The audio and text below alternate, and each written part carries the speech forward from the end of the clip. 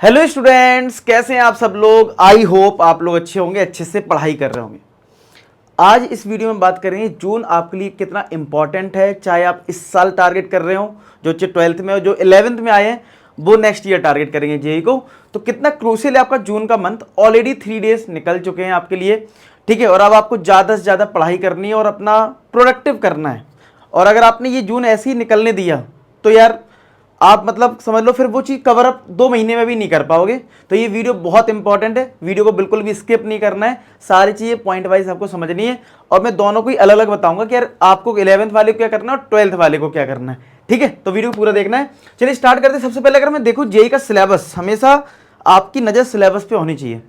आपको पता होना चाहिए जेई में क्या क्या पूछा जाता है, कौन कौन से चैप्टर्स हैं, ठीक है। तो नो डाउट चैप्टर्स आपके वही हैं जो 11th में है और 12th में है। तो जो बच्चे 11th 12th के अपनी एनसीईआरटी आप देखोगे, जो जो चैप्टर्स के नेम है तो वो आपको सिमिलर ही लगेंगे, लेकिन हाँ कंटेंट आपको डेफिनेटली एक्स्ट्रा पढ़ना पड़ेगा, उतने से काम नहीं चलता है। तो आप देखोगे तो सिलेबस यही इस तरीके से, sets, relation, function, determinant, matrices, mathematical induction, binomial theorem, ये जेई का सिलेबस है। Differentiability, differential equation, trigonometry, coordinate geometry, 3D, complex, quadratic, permutation, sequence and series, limits and continuity, stat, integral calculus, vector algebra, mathematical reasoning, probability. इतने सारे chapters हैं, ठीक है। मतलब अगर आप 12th क्लास में तो आपको सारे चैप्टर्स दिख रहे होंगे आपकी 12th वाली बुक में और 11th वाली बुक में। और जो बच्चे 11th में तो हाँ, तो आपको कुछ कुछ चैप्टर्स दिखेंगे। अगर आप बुक्स को देखेंगे तो मैं थोड़ा बता देता हूँ कौन कौन से चैप्टर्स हैं जो आपको दिख रहे होंगे, जो 11th में आपने देखे होंगे, 11th की बुक में देख रहे होंगे। जैसे आपको दिख रहा होगा सेट्स, ठीक है। आपको हालांकि ये मैथमेटिकल इंडक्शन पिछले साल तक था बुक में, नई बुक में नहीं है, तो ये थोड़ा सा आपको खुद से अलग से देखना पड़ेगा। बाइनोमियल थ्योरम आपका 11th क्लास में आपको दिख जाएगा, ठीक है। इसके बाद अगर मैं बात करूं तो आपको यहाँ पे लिमिट वाला जो चैप्टर वो दिख जाएगा। 3D का थोड़ा सा पार्ट दिख जाएगा, नेम सेम है। अच्छा, ये जो कोऑर्डिनेट ज्योमेट्री लिखा ना, ये आपका 11th क्लास के, जैसे स्ट्रेट लाइन आप देख लेना, आपका स्ट्रेट लाइन एक चैप्टर 11th क्लास में, कोनिक सेक्शन है, वो सब इसी के अंदर है, ठीक है। ट्रिग्नोमेट्री आपको दिख रहा होगा, ठीक है। कॉम्प्लेक्स नंबर, क्वाड्रेटिक इक्वेशन दिख रहा होगा, permutation, combination, sequence and series, limit and continuity, limit वाला पार्ट आपको दिखेगा क्लास 11th में, ठीक है। और यहाँ पे स्टेट्स, ठीक है, और ये सब नहीं दिखेगा आपको। मैथमेटिकल रीजनिंग पिछले साल तक था, इस साल नई बुक में हटा दिया है तो वो आपको नहीं मिलेगा। प्रोबेबिलिटी का कुछ पार्ट दिख जाएगा। तो इस तरीके से 11th क्लास की बुक उठाओगे तो दिख जाएगा। अब आप बोलोगे तो हमें कंप्लीट कितना करना है। देखो जून में आपको पता है, जून मंथ, अब मैं बता रहा हूँ, जो बच्चे 2024 में टारगेट करेंगे और जो लोग 2025 में टारगेट करेंगे उनको क्या जून में कवर करना चाहिए। रीजन भी है इसका। देखो जिनको 2024 में टारगेट करना है, आप खुद से सोच के देखो, 2024 में अगर टारगेट करना है, कितने मंथ ही आपके पास बचे हैं। आपका पहला अटेम्प्ट होगा जनवरी में, ठीक है। कितने महीने बचे आप खुद काउंट कर लो, जुलाई, अगस्त, सितंबर, अक्टूबर, नवंबर, दिसंबर, 6 मंथ। और मैं तो ये बोलूँगा 6 मंथ तो यार बोलने के लिए, लेकिन आपको सिलेबस तो उससे पहले कंप्लीट करना पड़ेगा ना, रिवीजन भी तो चाहिए। तो आप 5 मंथ्स मान लो यार, ठीक है, ठीक है। तो अगर आपने इस मंथ में यूटिलाइजेशन नहीं करा अच्छे से, 6 मंथ मान भी लो, तो 5 मंथ में अगर आप इतना सारा सिलेबस करना, रिवीजन करना है, तो 5 मंथ लेके चलो आप। और अगर आपने जून में ढंग से पढ़ाई नहीं करी तो फिर आपको पता है जुलाई में क्या होगा, स्कूल ओपन हो जाएंगे, टेस्ट वगैरह में लग जाओगे। फिर जो स्कूल वाले बोलेंगे ये टेस्ट दो, फिर फिजिक्स का टेस्ट, फिर केमिस्ट्री का टेस्ट, ऐसी टेस्ट होते रहेंगे। आप उसी के स्कूल लेवल पर पढ़ाई करते रहोगे, जेई का कब पढ़ोगे, समझ रहे हो। और ये बात ध्यान रखना, जिन स्टूडेंट को नहीं पता है कि भाई तुम्हारे 12th के जो एनसीईआरटी है उसको पढ़ के तुम बहुत अच्छा कर पाओगे मैथ्स में, तो नहीं होने वाला। एनसीईआरटी पढ़ के आप मैथ्स का पेपर अटेम्प्ट नहीं कर सकते हो, ठीक है, समझ रहे हो। हाँ नो डाउट यार 25 क्वेश्चंस करने हैं, कुछ तो इजी होंगे, तो कुछ इजी से आपका सिलेक्शन नहीं होने वाला, ठीक है। आपको अच्छे लेवल के क्वेश्चंस करने आने चाहिए, तो वो चीज़ आपको मेंटेन करनी होगी। तो अब मैं बात करता हूं कि यार क्लास 12th में अगर आप हैं और आप इस साल टारगेट कर रहे हैं, तो आपके मिनिमम कितने चैप्टर्स हो जाने चाहिए। देखो एक तो क्लास 11 में जो चैप्टर्स पढ़े हैं आपने, ठीक है, ठीक है, वो अभी आपने रिवीजन कितना करा ये तो मुझे नहीं पता है, लेकिन एटलीस्ट वो चैप्टर्स एक बार आप दोबारा से देख लेना, दोबारा से कर लेना, ठीक है। मतलब ये टाइम आपको निकालना पड़ेगा क्लास 11 के चैप्टर्स को रिवाइज करने के लिए। कहीं ऐसा ना हो कि देखो, कि ऐसा ना हो कि सब कुछ भूल गए फिर दोबारा नए सिरे से शुरू कर रहे हो। तो एक टाइम तो आप ये निकालो, मतलब अगर आप, अब कोई बोलेगा दिन में कितने घंटे पढ़ाई करना है यार, अगर आप सीरियस हो जेई के लिए तो मैं तो कहूँगा जेई वाले स्टूडेंट तो दिन भर ही पढ़ाई करता है, ठीक है। जो बच्चा जो कोटा में पढ़ाई कर रहा होगा, हॉस्टल में लेके रह रहा होगा, अगर वो सीरियस होगा वो क्या करता होगा, खुद से सोच के देखना। वो कोचिंग जाता होगा, कोचिंग से लौटता होगा और फिर पढ़ाई करने लगता होगा। थोड़ा बहुत मार्केट जाता होगा शाम को 1-2 घंटे के लिए।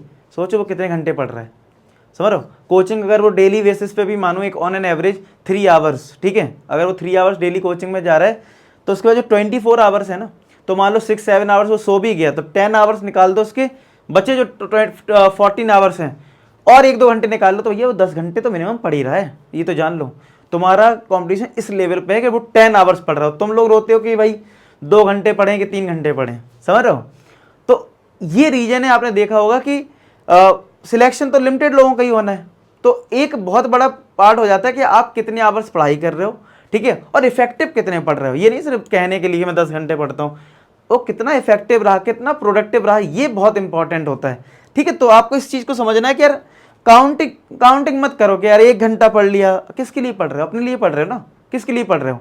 तो भाई दिन रात एक करने वाली बात होती है। हाँ, स्लीप प्रॉपर लेना है, लेकिन बाकी टाइम में आपको पढ़ाई करनी है। तो आपको क्या करना होगा, अगर मान लो अब मैं एक बात मान के चलता हूं कि आप 8 to 10 आवर्स तो पढ़ाई कर रहे होंगे, ठीक है, अगर आप सीरियस हैं तो। अब 8 2 आवर्स में भी अगर मैं 9 कर लूं, अगर एडजस्ट करने के लिए जिससे चीजें क्लियर हो, तो हम मान लेते हैं 3 आवर्स केमिस्ट्री और 3 आवर फिजिक्स और 3 आवर मैथ्स आप पढ़ रहे होगे। ऐसा करना पड़ेगा भाई, तीनों सब्जेक्ट मेंटेन करने। सोचो कितना मुश्किल काम हो जाता है, ठीक है। अगर 9 आवर्स भी कोई स्टूडेंट कर रहा है, 3 आवर्स मैथ्स की वर्कशीट सॉल्व करने बैठोगे ना, तो होगी नहीं 3 घंटे में सॉल्व, समझ रहे हो मेरी बात। इतना टफ आपको करना होता है, इन चैलेंजेस को लेना होता है। कुछ लोग बड़े आराम से मस्ती चल रही है, अरे ठीक है हो जाएगा। भैया ये बोर्ड एग्जाम नहीं है कि हो जाएगा, चलो वो सिलेक्टेड क्वेश्चंस कर लिया, ऐसा नहीं होता है, ठीक है। तो भाई 3 आवर्स अगर आप मैथ्स पढ़ रहे हो तो 3 आवर्स में आप टारगेट कर लो कि ऑल्टरनेट डेज में आपको 11th के चैप्टर्स भी रिवाइज करना है, एटलीस्ट वो चैप्टर्स जो स्कोरिंग है, जो चैप्टर्स स्कोरिंग है। अच्छा, स्कोरिंग से बात आती तो आप बताना मुझे कमेंट सेक्शन में कि स्कोरिंग चैप्टर्स पे कौन कौन से चैप्टर स्कोरिंग है, उस पर वीडियो लेके आऊँ तो आप मुझे कमेंट सेक्शन में बता देना, please make a video on scoring chapters. तो मैं बता दूंगा, तो उनको पहले आप टारगेट करना। तो 11th की कहानी ये हो गई, ठीक है, कि भैया क्लास 11 के स्कोरिंग चैप्टर्स एटलीस्ट आप रिवाइज करके रखो। अच्छा, क्लास 12 में कौन कौन से चैप्टर कर लेने हैं। अब देखो, सबने अगर एनसीईआरटी करी होगी तो शुरुआत के मुझे लगता है 4 से 5 चैप्टर्स तो सबने कर लिए होंगे। तो आप टारगेट कर सकते हो कि भैया सेट्स रिलेशन फंक्शन वाला जो चैप्टर है वो अच्छे से कर लो, ठीक है, क्योंकि चैप्टर सारे इंपॉर्टेंट होते हैं यार, ठीक, कोई थोड़ा कम कोई थोड़ा ज़्यादा, लेकिन करने तो सारे ही है ना, ठीक, छोड़ के आपको नहीं जाना है। रिलेशन फंक्शन कर लो, मैट्रिसेस डिटरमिनेंट आपने कर लिया होगा तो मैट्रिसेस एंड डिटरमिनेंट कर लो, सब ये अलजेब्रा का पार्ट है, ठीक है, अलजेब्रा के अंदर आता है सारा। मैट्रिसेस डिटरमिनेंट कर लो, फिर उसके बाद आपका डिफरेंशिएशन अगर आपने स्टार्ट कर दिया है तो लिमिट आपका 11 का है, कंटिन्यूटी एंड डिफरेंशियबिलिटी निपटा लो। तो इतने चैप्टर्स जो हैं, मतलब क्लास 11 का और इतने चैप्टर एटलीस्ट क्लास 12 के निपटा लो इसमें। मतलब जो आपने एनसीईआरटी करी होगी या आरडी शर्मा कोई रेफरेंस बुक सॉल्व करी होगी, उन चैप्टर्स को अच्छे लेवल पे, थोड़ा सा जेई लेवल पे कर लो, ठीक है। तो उसमें आपको मिल जाएगा, जैसे मैट्रिक्स डिटरमिनेंट का तो और फंक्शन का 1 शॉट वीडियो भी अवेलेबल है चैनल पे, आप जाना जेई 1 शॉट में, तो वहां पे आपको इन 2 चैप्टर के तो आपको जेई का मिल जाएगा 1 शॉट वीडियो, उसमें आराम से देख के कर लेना। ये आपके कहीं से और से कर लेना, जब तक इस चैनल पे भी मैंने लिमिट्स वाला चैप्टर जेई का नहीं करवाया तो आप कर लेना, ठीक है। भाई पढ़ाई करो यार, कहीं से भी पढ़ाई करो। मैं तो ये नहीं कह रहा हूँ कि तुम कोई चैप्टर अगर मैंने नहीं करवाया अभी, ठीक है, तो तुम भाई यही करो, वेट करते रहो। अरे कर लो ना यार, ओपन प्लेटफॉर्म में सर्च करो, limits continuity and differentiability search करो और पढ़ डालो, क्या दिक्कत है, समझ रहे हो। आपको अपना काम करना है यार, आपको पढ़ाई करनी है, ये नहीं देखना है कि इससे करना उससे करना, जहां समझ में आ रहा है उससे करो, ठीक है, लेकिन कंप्लीट करो। तो ये चीज हो गई कि भाई क्लास 12 वाले को इतने चैप्टर्स एटलीस्ट करके रखने हैं जेई लेवल पे, ठीक है, तभी तो आप जनवरी तक प्रिपेयर्ड हो पाओगे, रिवाइज कर पाओगे। और जो चैप्टर्स बचे हैं 12th क्लास के वो कम नहीं है, बहुत ज्यादा हैं, उस टाइम आपके पास टाइम भी नहीं होगा। तो ये मैं मान के चल रहा हूँ क्लास 12 वाले जो 2024 में टारगेट करेंगे वो। अच्छा, 2025 में जो टारगेट करेंगे यानी क्लास 11 वाले क्या करें, उनको क्या करना है, सबसे पहले बिना, देखो आप कोई भी चैप्टर का क्वेश्चन सॉल्व कर नहीं सकते हो, कुछ बेसिक चैप्टर्स हैं जो कहीं ना कहीं आपको परेशान करेंगे। कैसे, लॉगरिथमिक फंक्शन, ये आपको ना तो एनसीईआरटी में मिलने वाला है, एनसीईआरटी में चैप्टर ही नहीं है लॉगरिथमिक फंक्शन, ठीक है, आप करनी शुरुआत में ना कोई पढ़ाएगा आपको। लीनियर इनइक्वालिटी, लीनियर तो ठीक है, आपके एनसीईआरटी में इनइक्वालिटी नहीं पढ़ाएगा कोई, तो इसको आपको अलग से करना है। और इनइक्वालिटी हो गया, मॉडुलस फंक्शन। अच्छी बात यह है कि ये तीनों ही टॉपिक मैंने अपने चैनल पे, इस वाले चैनल पे करवा रखा है। तो भैया ये तीनों चैप्टर या तीनों टॉपिक बोलूं, इनको सबसे पहले खत्म करो, क्योंकि आप कभी भी कोई भी चैप्टर रिवाइज करने जाओगे या कोई भी चैप्टर के जेई के क्वेश्चंस करने जाओगे, कभी बीच में इनइक्वालिटी आ जाएगी, कभी मॉडुलस फंक्शन आएगा, कभी लॉगरिथमिक फंक्शन आएगा, आप तो परेशान रहोगे, समझ रहे हो।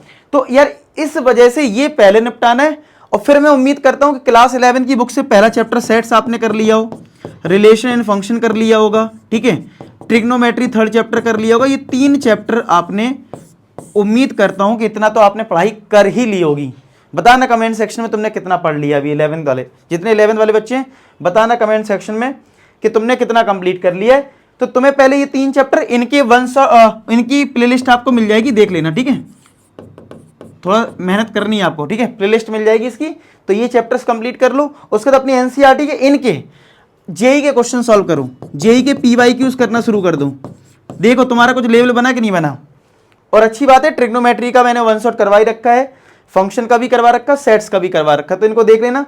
तो तुम्हारे जेई का ऑलरेडी करवा रखा है, तो तुम्हें काफ़ी हेल्प मिल जाएगी अगर तुम ढंग से सीरियस स्टूडेंट हो। फिर उसके बाद तुम जेई पीवाईक्यूज ट्राई करो, तुम इतना काम कंप्लीट करो मिनिमम बोल रहा हूँ, ये मैक्सिमम तो तुम अपने हिसाब से डिसाइड करो, जो पढ़ने वाला होगा वो डिसाइड कर लेगा। तो इतनी चीज़ें आप जब डिसाइड करोगे मिनिमम इस जून में, दिन रात एक करोगे, तब जाके उम्मीद कुछ कर सकते हो। नहीं तो ज़िंदगी ऐसी चलती जाएगी, जून क्या जुलाई आ जाएगा, फिर अगस्त आ जाएगा, अगला साल भी आ जाएगा, और तुम शकल देखते रहना कि ठीक है, स्ट्रेटजी वीडियो दिन भर देखते रहना। समझ रहे हो, पढ़ना शुरू करो, बस मैं यही बोलूँगा। तो बस यही था इस वीडियो में कि मुझे आपको टारगेट बताना था कि भाई इतना इतना टारगेट कर लो, और अगर इतना टारगेट बनाते हो तो डेफिनेटली आपका कुछ प्रिपरेशन में कुछ अच्छा होगा। तो ठीक है, आई होप आपको वीडियो बहुत अच्छा लगा, आपके कुछ काम आया हो। वीडियो को लाइक करना और फ्रेंड्स में भी शेयर कर सकते हैं, ठीक है। चलो, फिर भी कोई डाउट है आपको तो कमेंट सेक्शन में लिख देना, मैं जरूर पढ़ने की कोशिश करूंगा और उसका रिप्लाई देने की पूरी कोशिश करूंगा। मिलते हैं नेक्स्ट वीडियो में, तब तक अपना ख्याल रखें, पढ़ाई करते रहें। लास्ट में एक ही बात बोलूँगा कि आप सभी सफल हो। धन्यवाद।